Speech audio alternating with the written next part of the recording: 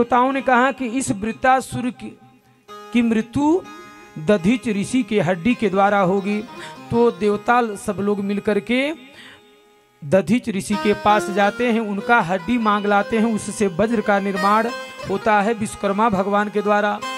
और उस वज्र को जब इंद्र चलाने लगे वृत्तासुर के ऊपर, तो वृत्तासुर पूर्व जन्म में चित्रकेतु नाम का राजा था और भगवान की भक्ति किया था। ये तो माता पार्वती के श्राप के कारण राक्षस बना था।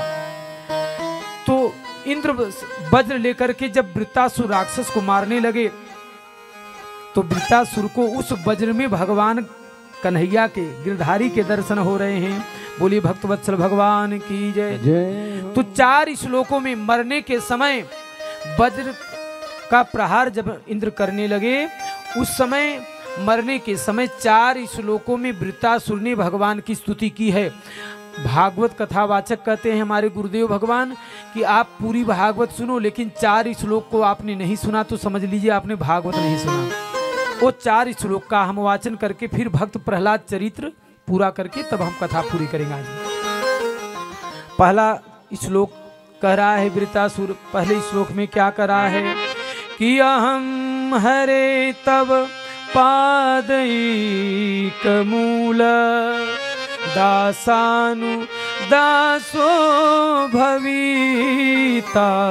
भूयः कि मनः स्मरेता सुपतरि गुणास्ते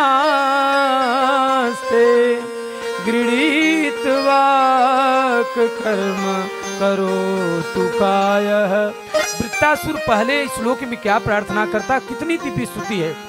राक्षस होकर के वृत्तासुर ऐसा सोच सकता है, तो आप लोग तो मनुष्य हो, तो आप कम से कम वृत्तासुर से आप प्रेरणा लीजिए। क्या कह रहा है वृत्तासुर कि हे प्रभु, मैं आपका दास भले ही न बन सकूं, इतनी पात्रता मुझ में नहीं है, पर हे प्रभु जिन महापुरुषों को आपके चरण ही एकमात्र मूलाधार बन गए हैं, ऐसे महापुरुषों के चरणों का दास हमें बना दीजिए।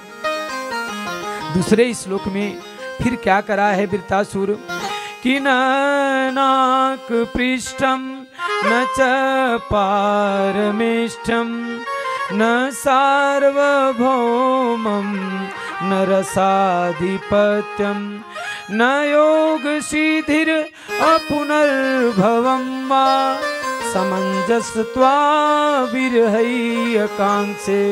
वृत्तासुर ने कहा, हे निखिल सौभाग्य निधे प्रभु, मुझे न स्वर्ग चाहिए, न मोक्ष चाहिए, न सर्वभौम पदवी चाहिए, न योग सिद्धि चाहिए। मुझे तो केवल आपकी प्राप्ति के लिए विरह प्रदान कर दीजिए, आपको पाने का विरह जगा दीजिए।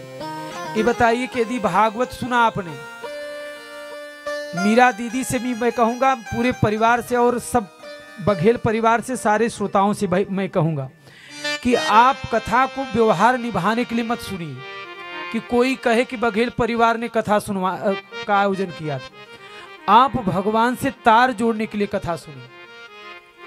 जब ये उद्देश्य होगा ना, तो आप सब कुछ भूल जाओगे। लोग पूरी रात भर जग करके ऑर्केस्ट्रा के गाने सुनते हैं, टॉकीज में फिल्म देखते हैं, उससे क्या मिलता है? भगवान की कथा को हृदयस्थ करके तो देखो।